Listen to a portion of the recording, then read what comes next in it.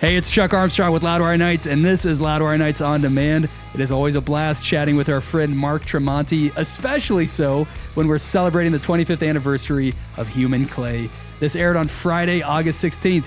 Let's go.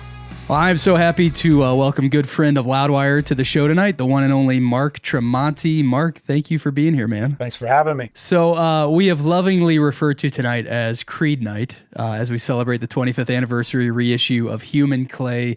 But we've also got a lot to celebrate with you because you've got some new music in your world as a solo artist. Plenty to talk about. But before we get going, how are you feeling, man? You're on the road with Creed. You're celebrating Human Clay. You've got a new solo track out. How are you feeling? Top of the world, man. Just trying to keep up with everything. You know, it's busy days, but I like being busy, so it's good. Yeah, we had Miles Kennedy on the show just last week, and he was talking about how grateful he is to have writing partners like you and Slash, and that you guys are very similar in that you're always busy. You're always thinking about what's next. Have you always tried to operate that way, like as an artist, as a musician? Yeah, if you turn off that creative faucet, it takes a bit to conjure it back up. So I like to kind of just keep it flowing. I just finished recording a solo record, a Tremonti record, and that's mixed and mastered, and I'm already writing an Alter Bridge record. And in the meantime, I'll be writing songs that could be on future upcoming Creed stuff. Who knows? So it's just nonstop, but I love it.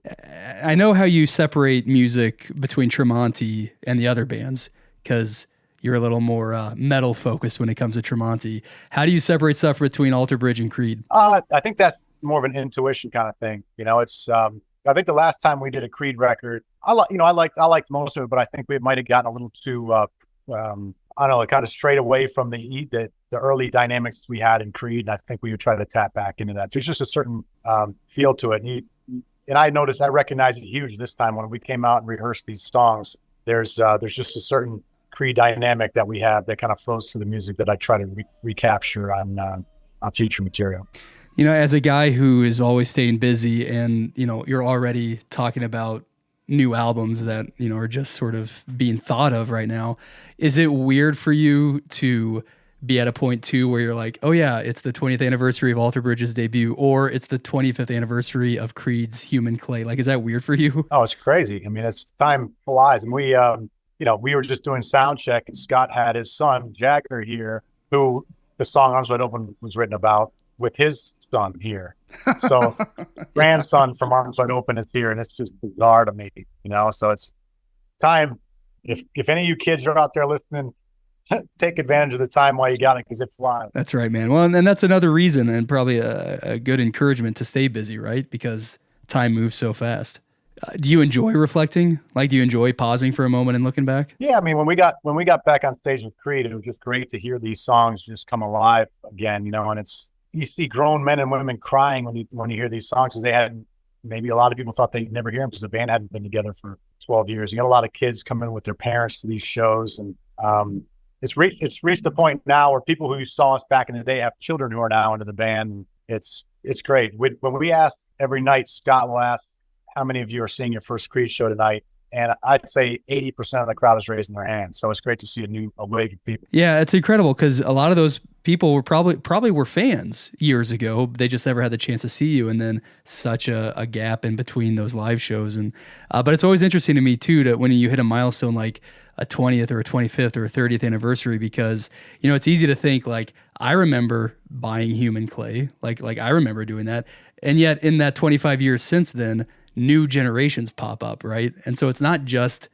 guys like me who bought the album, but yeah, kids of guys like me, or just new people who have gotten turned on to the band, turned on to Human Clay, whatever that is. Yeah, and it seems like it's all been pretty, I don't know, it's great coincidences left and right. When we put the tour together, you have all these things falling in place. It just kind of seemed to seep into pop culture a little more. Creed did, got into the Rangers playing the song, and then Viking, and getting into NASCAR and horse racing and everything in it in between. It's been nuts. My kids will show me something new every day. Look at this DJ playing your song, or sports team doing this or that. It's great. The president mentioned the band the other day, which blew my mind. I love it, man.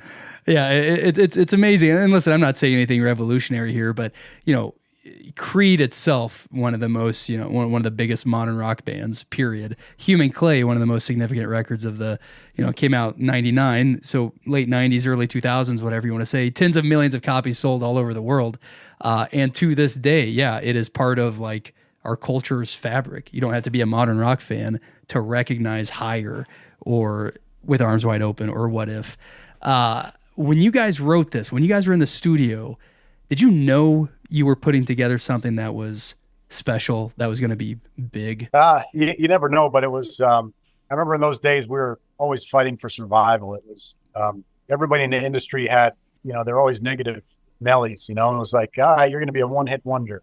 And then you come out with your second song that does well. And all right, you're going to have your sophomore slump on your second record. It seemed like the whole world was kind of rooting against you. And then, when you're fighting and you're in survival mode, sometimes you probably write your best music. And I think when I was listening to the mix of Higher, I remember I'm like, that's got to be the first single off this record. And I remember clear as day being in the car back in the day. I was buying furniture for my very first home with my wife, getting in the car. The DJ played Higher for the first time on the radio, and he had very nice things to say about it. And felt good. I think we started feeling better and better as time went on. As a guitarist, there's a lot of riffs on this album, man, and a lot of songs start with, maybe clean riffs, but like focused on you and your guitar work. Were there any riffs that like came together really quickly and you knew like, oh, that's gonna be What If, or that's gonna be Higher? Well, Higher came together at a sound check, at a show, live at a show. So it was, Scott Stapp used to like to put us on the spot in front of crowds. And this was at Floyd's Music Store, which was the place where we got our first record deal, little college bar in Tallahassee, Florida.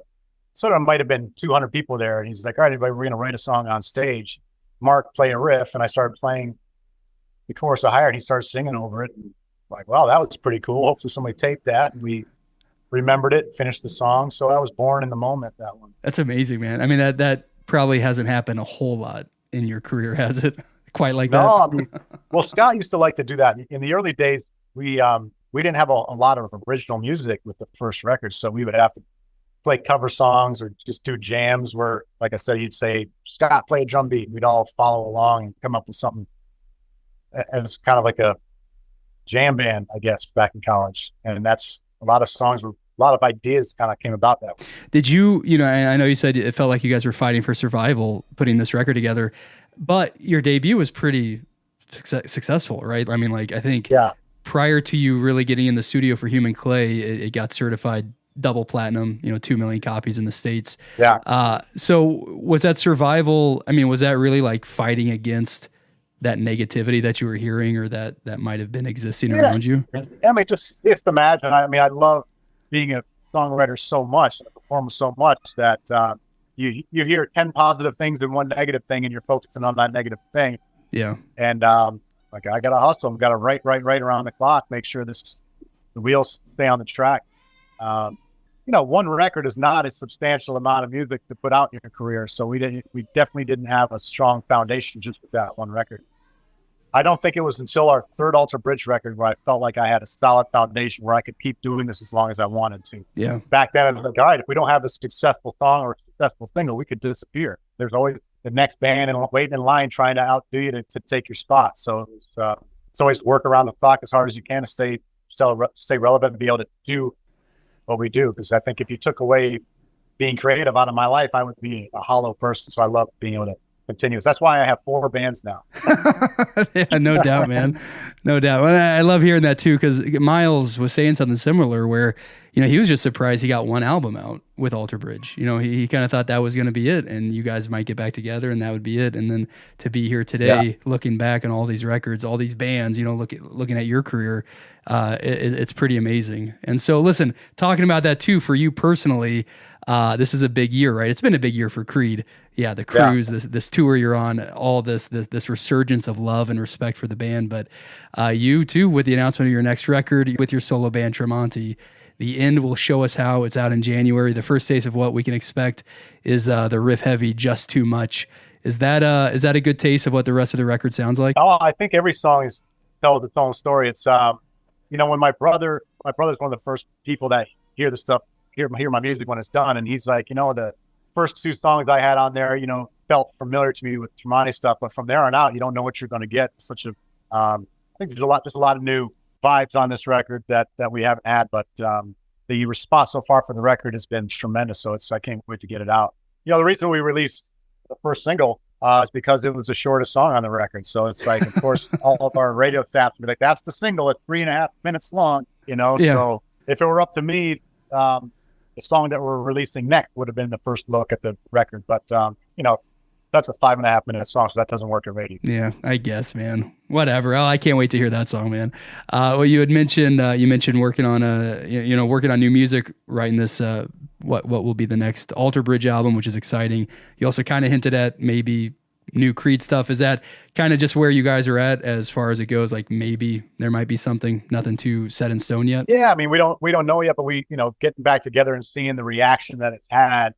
At some point you have to have something to drive a future tour. You don't want to just keep on doing the same thing. So music won't be immediate, but at some point, which we keep these reunions happening, because now we have to work it into our schedule with Alter Bridge and Tremonti, and just it's probably going to be every few years. But it just makes sense to have something to drive the next run. All right. Lastly, I got to ask, because last time you were on the show, we started talking pinball, and I know how big of a fan you are.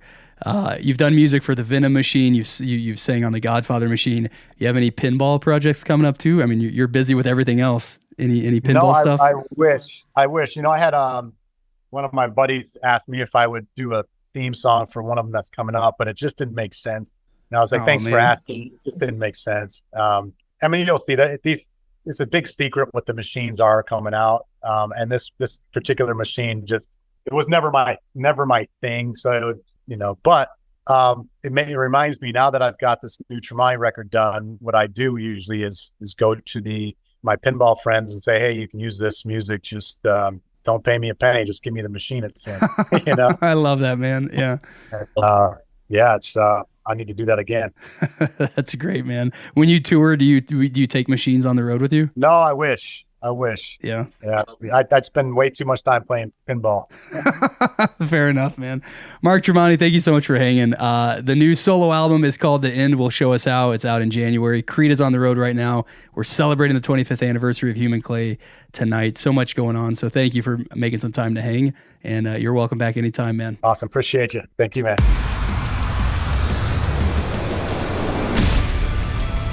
That wraps up this episode of Loudwire Nights on Demand. Stay caught up with everything happening in the world of rock and metal on the Loudwire app and at loudwire.com.